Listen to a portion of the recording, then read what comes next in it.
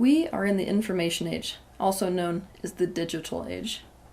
This is an age where society has shifted away from the traditional industries into an era of technological advancement, into an era where the majority of the economy is based on information technology. Now, we all know that the driving force behind this is the internet. In the early 1990s, the World Wide Web was launched, and it has changed almost every facet of society, including spirituality. Now, obviously, with great expansion, with great evolution, with positive change, there are also the seeds of contrast. What that means is, upsides and downsides come with the territory. Today, what I'm going to lay out before you are the dominant upsides and the dominant downsides to spirituality in the information.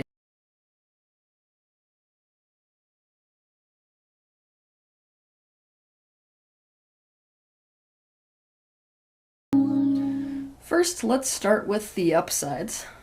Number one, it is undeniable that the spread of information is what has secured mankind's dominance and rapid evolution over the last 1,000+ years.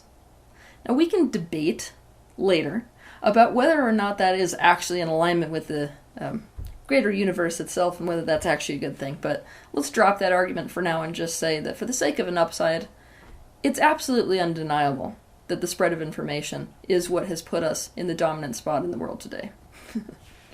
Human consciousness is expanding because of the internet and the information age. It is expanding exponentially.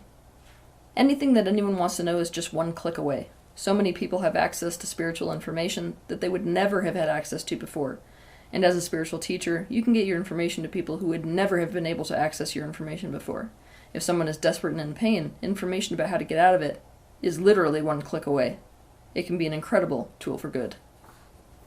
2. People used to be locked into their own culture, locked into their own spiritual beliefs. Better put, locked into the spiritual beliefs that they were exposed to and only that. What the internet has done, what the information age has done, it has made it so that this lack of exposure is pretty hard to create.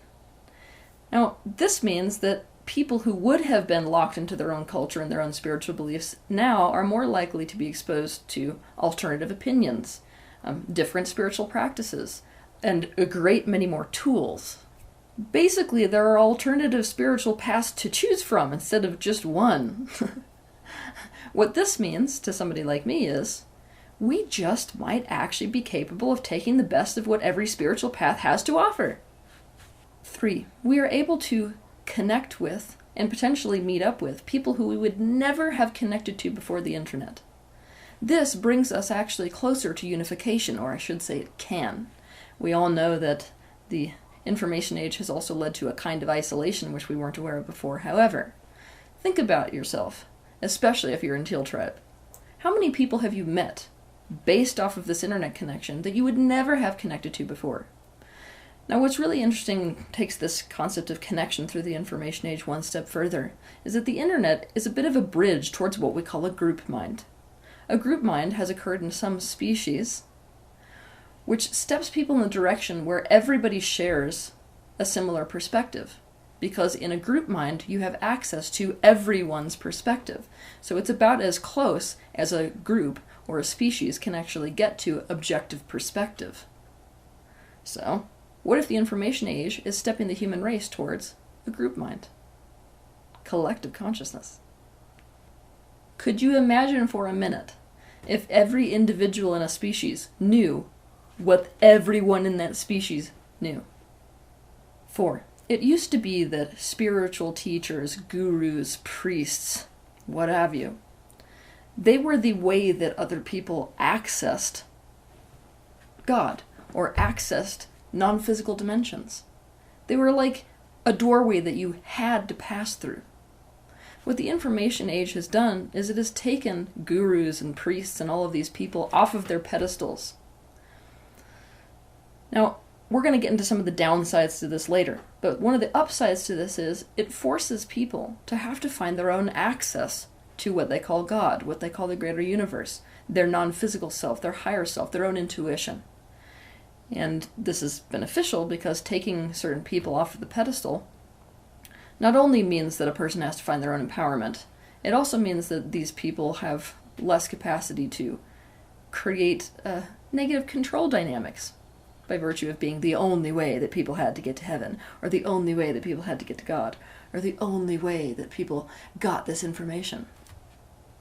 5. This is the one that excites me the most, having been around a lot of times.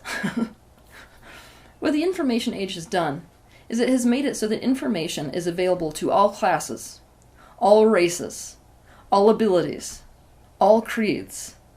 It's basically leveled the playing field in an incredible way. It used to be that the only way that you could actually gain information is if you were rich enough. It used to be that the only way you could gain information is if you were a man. It used to be that the only way you could gain certain information is if you had certain abilities. I mean, even people who are in a wheelchair, they really couldn't get to the top of some of these Chinese mountains where the Qigong masters lived. But now, because there's internet courses in Qigong, people who are in wheelchairs have access to that information. So it is the accessibility across all factions of society, shall we say, that impresses me the most about the information age. And, of course, that which I love the most, because it creates collective awareness. 6. Business is much better and much easier for those that are in the trade of spiritual relics. Those of you who absolutely love crystals know exactly what I mean by this. How exciting is it? Now you don't have to wait for a gem fair. That thing that you've always wanted is one click away. A better way of saying this is, because of the information age, there is much more abundance to be found on both sides in terms of spiritual trades. 7. Spiritual teachers have to up their game. With this constant inundation of new teachers, this constant inundation of new ideas, new philosophies, this constant influx of your own following challenging your thoughts and processes because of other things they've heard, it forces spiritual teachers to question themselves. It forces them to hone their teachings. It forces them to continue expanding so that what they're teaching is new and not the same old thing for thousands upon thousands of years. This creates massive expansion for teachers themselves. 8. People are exposed to all kinds of information coming from all kinds of places. There's a reason that I also love this, and that you should love this too. It's that people tend to be very locked down in terms of the way that their information has to come to them, the way a person has to look in order to teach that way.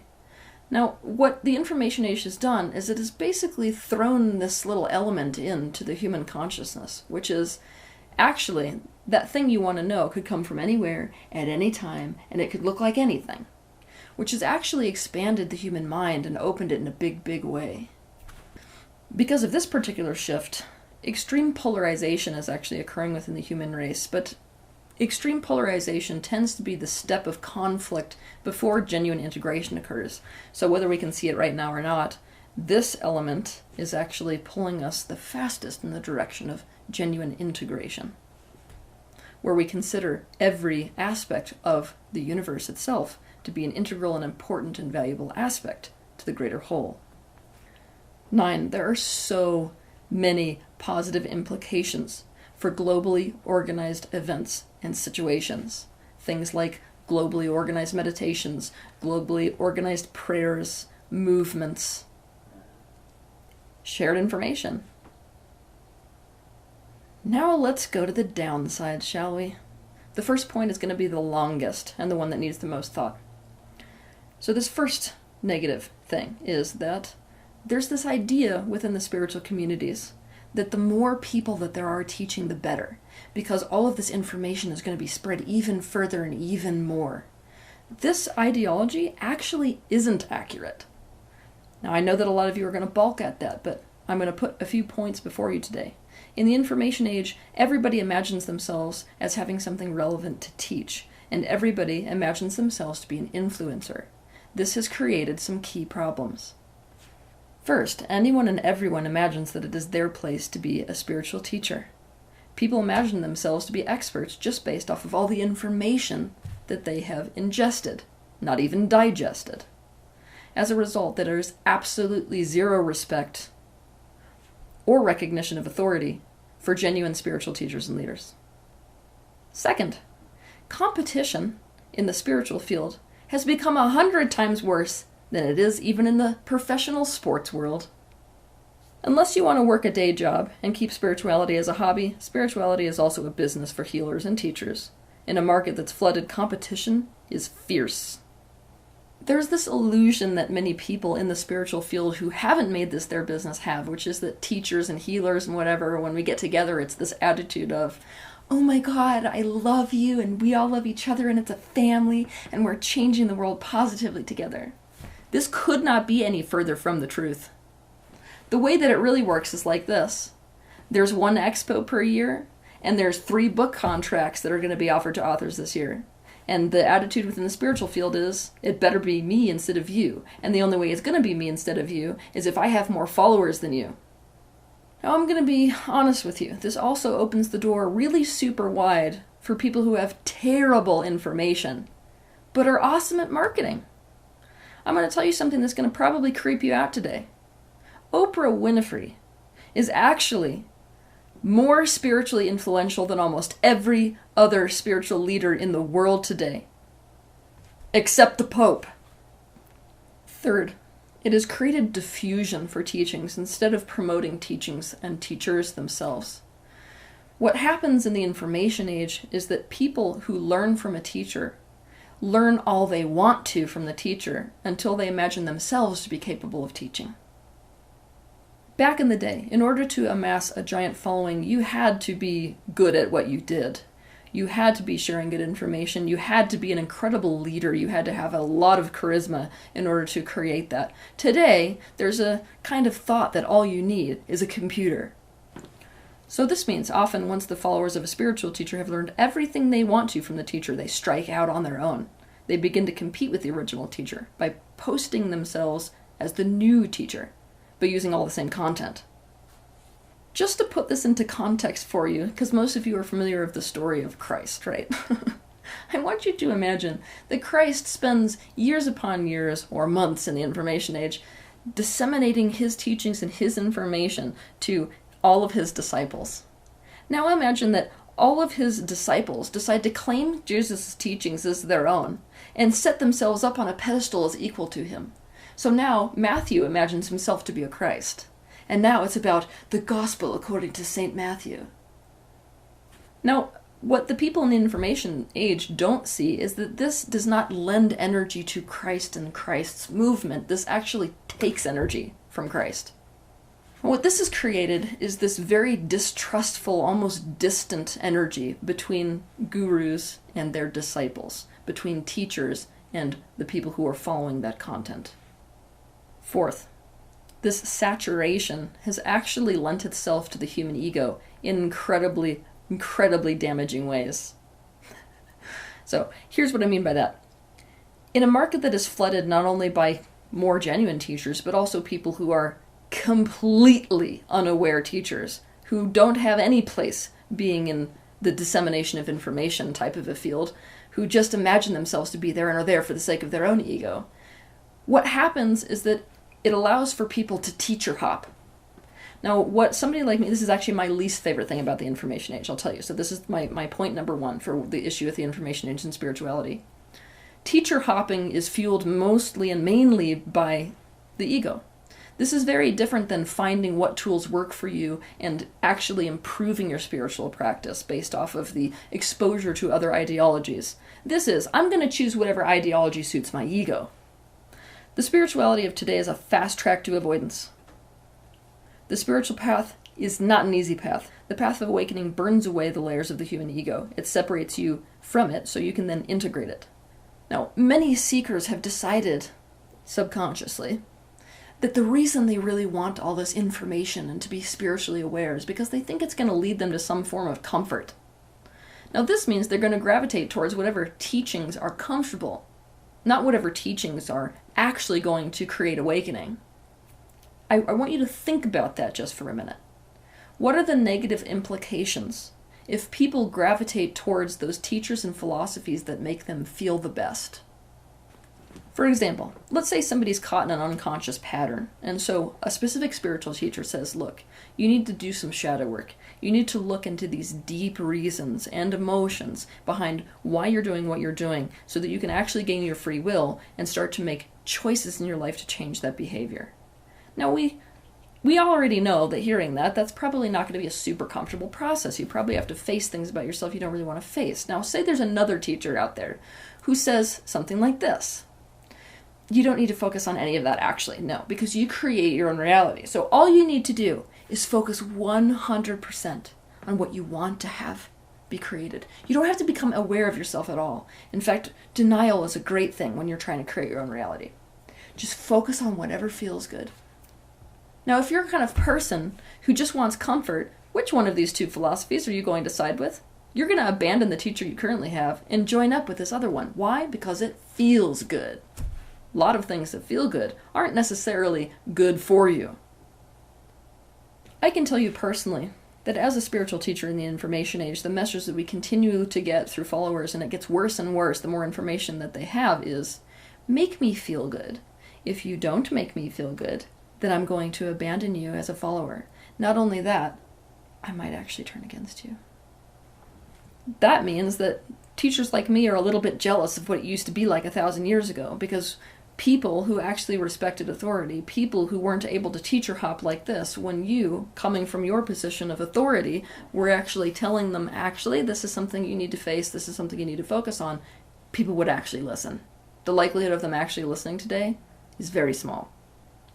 2. I know point 1 was long, but now we're on point 2. Point 2 is that now the spiritual field is completely wrought with confusion. What's happened in the information age is that people find themselves in a flood of opinions, a flood of spiritual philosophies, many of which are completely and totally contradictory. And so the kind of energy that's happening in following and, seekers, let's call them seekers, the kind of energy that I see happening within seekers is this energy of futility. Sort of like, I give up, I don't know anymore, I don't know which direction to go, and I'm frustrated. Because it's the same sort of a feeling you'd have if you were caught in between two medical experts, especially when it's something that really matters, meaning that you feel like your suffering or lack thereof, happiness, depends entirely on making the right choice. When you're caught in between two experts, both of whom disagree, you know what that's like medically, right? I'm about to live or die, and this person says this thing, and this person says the other thing. So that type of an emotional energy I don't think is very good, even though it forces people to find their own personal truth, and that's the ultimate objective reason the universe has created this for you. I don't really like the amount of confusion that I've seen in the spiritual field after the information age began. 3. In the information age, spiritual seekers and practicers have become extremely lazy. Because there is so much abundance of information, nobody's going to hike to the top of some hill in the Himalayas to get somebody's information. Instead, people have an attitude of cover it in caramel and come back to me. Also, in the same vein, there is zero loyalty to a specific practice, zero loyalty to a specific path, and zero loyalty to a specific teacher. Now, I know that when I say zero loyalty to a specific teacher, you guys are going to look at me and say, that's Teal's shadow, because she just really wants people to be committed to her. But here's the thing, there is an actual reason to be committed to a path, and the Buddhists are the ones that figured this out. If you commit to one path and you really go as far as you can go with that one path, it means you've mastered it. In the information age, there's no mastery at all. Because a person will be like, okay, I'm going to dedicate myself to meditation. And they do that for a day, 2 days, a week, maybe a month at the most. Then there's this other cool thing that comes across their awareness. And instead of really becoming masterful at meditation or masterful at this one technique that this one teacher teaches, or really mastering the philosophy behind a teaching, you just jump and jump and jump and jump and jump. So people are becoming that good and that knowledgeable about things, and then collecting more and more and more and more and more and more and more and more and more. 4. In the information age, there has been this extremely distinct split between the business of spirituality and the practice of spirituality. All teachers are forced in the modern era to have one foot in both. And what the business of spirituality requires is often a complete contradiction to spiritual practice itself. Basically, if you don't have an online presence and a really good and impressive one, you don't exist in the modern world. What this has meant is that as a spiritual teacher, you have to be a social media star. As a social media star, you fade out of relevance the second you're not in people's faces. This means, just like every other social media star, your life is about updating people all day long. This means that era where spiritual teachers went into a cave for 3 years to meditate, to create their next teaching, to come back out again, is a non-existent thing. What this also means is, it doesn't matter whether you're an actual narcissist or not, you're going to look like one, because in terms of social media, your relevance in the world and people finding your content means you have to put images of yourself and your own information in front of people 24 hours a day. 6. Every spiritual teacher and spiritual leader throughout history has had extreme opposition. I mean, for God's sakes, half of them end up dead. So it's not that that's changed, but what has changed is it's gotten a whole lot worse. In the information age, people who hate certain spiritual teachers have just as big of a stage as the spiritual teachers themselves. All you have to do to become significant enough and make a name for yourself is to go up against someone who people care about. Now, I would love to tell you that the information age has created only a platform for the people who are disseminating positive information, but it has created just as big a platform for people who are disseminating negative information. This means that slander campaigns created against aspects of spirituality or spiritual teachers or spiritual groups has gotten violent. What's worse is that people still believe they can believe anything that is written on the internet. So there's less to do about these slander campaigns than one would hope. There's no need for hate groups to put effort into meeting up in one location. They can connect from all over the world. They can be organized at a distance and constantly fueled. This has made the spiritual field even more dangerous. Security detail is now required for spiritual teachers in the same way that it's required for political figures and pop stars. 7. The downside of the spreading of certain religious information in certain religious groups is evident. Extremist, racist, sexist, and dogmatic religious groups can now grow larger, spread more information, and pose much more of a threat. 8. In the information age, attention spans have gone like this. Now what people want to do is they want you, as a spiritual teacher or any spiritual person who's disseminating information, I'm sure it extends beyond spirituality, what people want you to do is they want you to take all of this wealth of information, concepts that are so complex that a person could take a lifetime to study them. And what people want is for that to be condensed into a 2-minute soundbite. This is not possible, just to get that out of the way. It is not possible. Even for the people who are the very best in terms of oration, the very best at condensing complex information into easy-to-digest information. It's not possible. This is not personal transformation. This isn't genuine learning. What this is entertainment. It's a person wanting a 2-minute hit of inspiration. That's more like a drug. That is not awakening. 9. Spirituality has become a trend. Now, in the information age, everybody wants to be in the know, and everybody wants to be doing what's in. And right now, unfortunately, spirituality is in. But what this is surface spirituality. It's a facade. This is completely incompatible to the actual path of awakening. The information age can polarize. It can isolate. It can lead people further and further into ignorance. It can also unite, empower, connect us, and lead people further into awakening. I'm sure that you, as well as me, could find a whole bunch more upsides and a whole bunch more downsides to spirituality in the information age. But hopefully if you made it past the 2-minute attention span of today, at least I opened your mind to some of the most dominant upsides and downsides to spirituality in the information age. Have a good week.